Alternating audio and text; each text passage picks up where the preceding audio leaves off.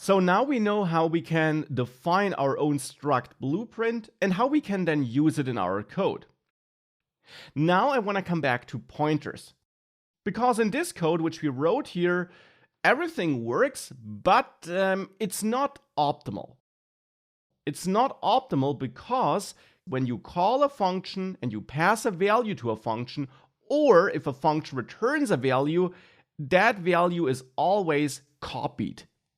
So for example, new user, this helper function, creates a new user struct and returns it, but what actually happens there is that a copy is created and returned.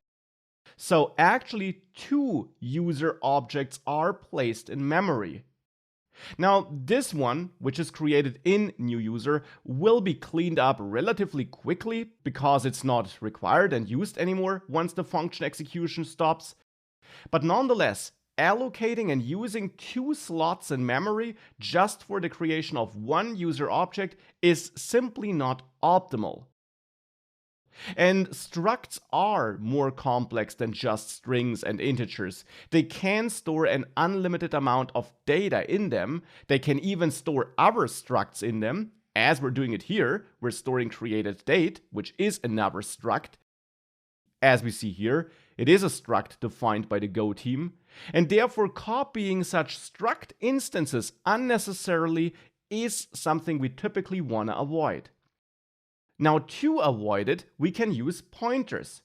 Instead of creating our user value here and hence copying it, we can return a pointer to the created user. That way we'll not duplicate it, but we'll only have it in memory once, and then we return a pointer to that place in memory so that other parts of our application can work with that stored user in that place in memory. And therefore here in new user, I want to return such a pointer. For this, we first of all need to annotate this return type and make it clear that we don't return the actual user struct, but a pointer to that value. And we do that by adding the asterisk here.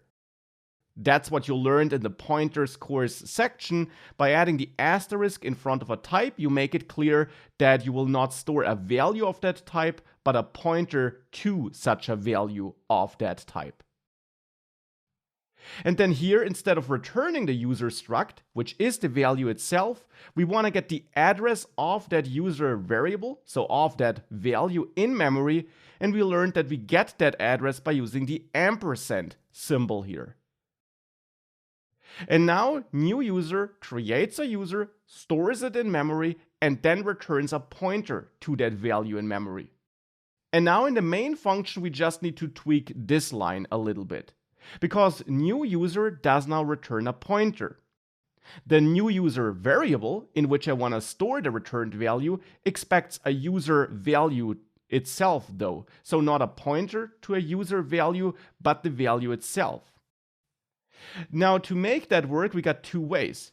We either change new user to be a pointer, but then we'll have to adjust all the places in code where we use the new user variable, because now this is a pointer, not the value. Or we still want a value and we dereference the pointer which we get back here by adding a star in front of this. Dereferencing is the process of looking into that address, which we get returned by new user, getting the value, and then working with that value. In this case, storing that value in new user. Both is fine, and it simply depends on what your application does, whether you want a pointer to that user here in the main function or the user value itself. You can make either of the two approaches work. It really just comes down to what your application needs. And that is also something that will come over time with experience.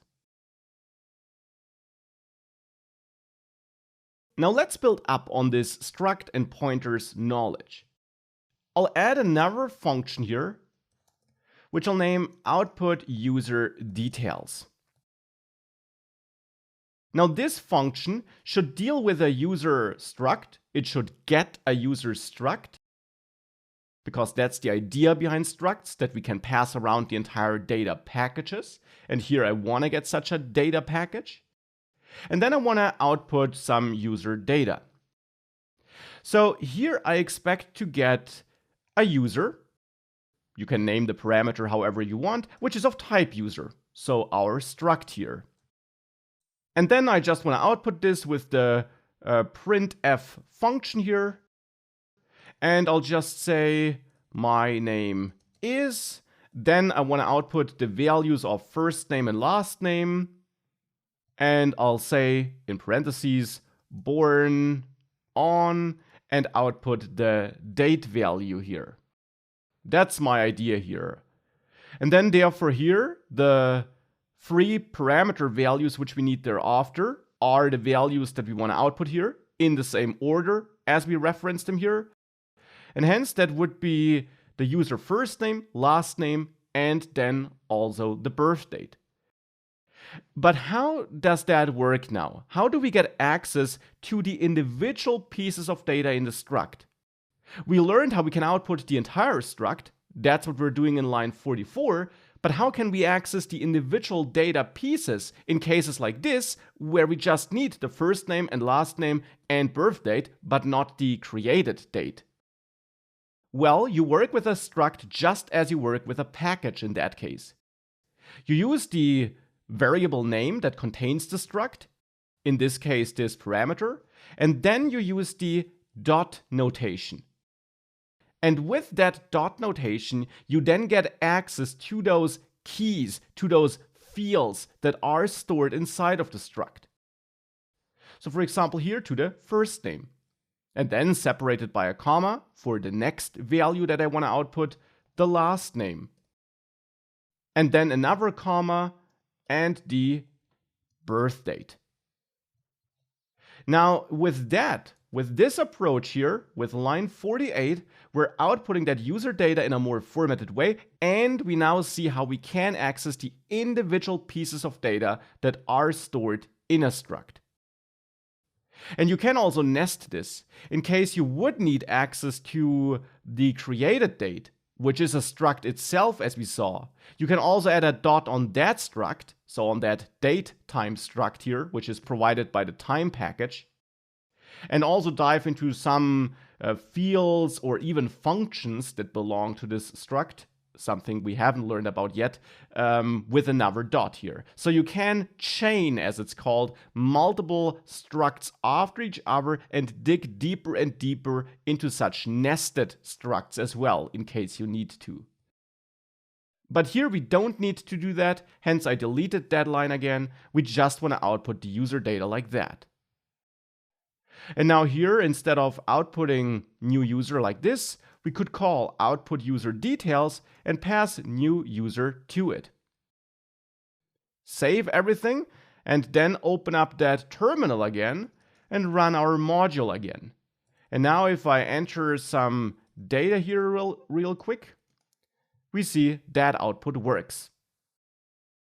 But there is a flaw with the current approach. And do you see which flaw that is? Well, we are again passing our struct value by value. So we are creating an unnecessary copy. Here in output user details, we expect to get a user parameter which is of type user, so our struct.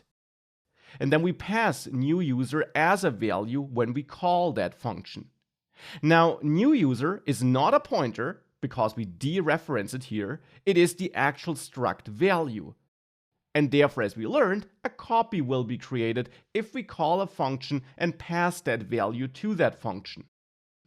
So now we again created a copy of that user. And sometimes that is what you want. Sometimes you want a real copy, but often it's not because of that wasted memory.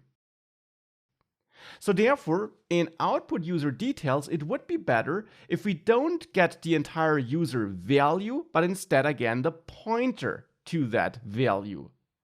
And hence here, we can change this and add an asterisk in front of the user struct type here to make it clear that output user details wants a pointer to that user struct. Of course, we then have to pass in such a pointer here, and we get that by again using the ampersand. Or if that's the main thing we do here, we might not even dereference the pointer here, which we got from new user, and remove this asterisk so that we have a pointer stored here in the new user variable, and we then just forward that pointer. Now we just need to make sure that new user, this variable, wants a pointer in the first place, and we do that by adding an asterisk here in front of the type. Now we want a pointer here, we get a pointer here, and we then pass a pointer to output user details. And with that, it again works, and if we save everything and then open the terminal again, we can run this again and still enter all that data here if we want to, and it works correctly. But maybe you can spot something in the code which is rather strange about that. It is actually a bit strange that everything worked just fine. And why could that be a bit strange? Well, here in output user details, we are expecting a pointer. And we are getting a pointer. We changed all the code such that a pointer is passed into this function. Nonetheless, in this output user details function, I'm then using the dot notation to dive into the different fields of my struct.